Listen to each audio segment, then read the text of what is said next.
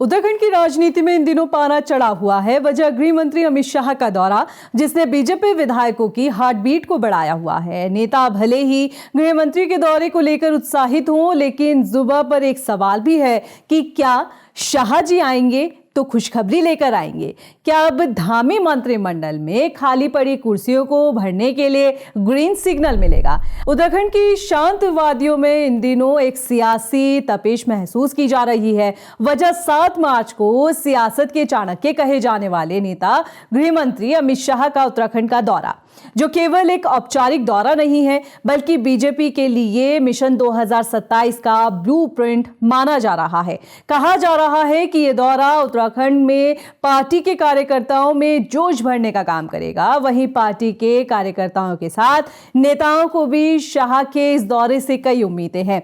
नेताओं की heart beat बढ़ी हुई है। वजह है मंत्रिमंडल, धामी मंत्रिमंडल में खाली पड़ी 5 कुर्सियों का भरा जाना। दरअसल धामी मंत्रिमंडल में बताया जा रहा है कि 5 कुर्सी की जो खाली है उसे अब भरा जा सकता है।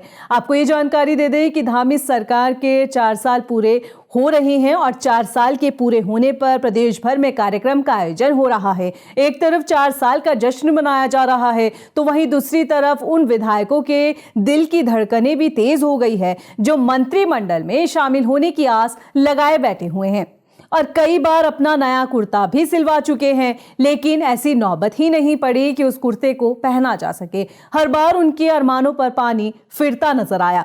हालांकि सियासी हलकों में अब चर्चा है कि शायद कैबिनेट विस्तार हो सकता है, यानी कि धामी मंत्रिमंडल को भरने के लिए दिल्ली से ग्रीन सिग्नल मिल सकता है।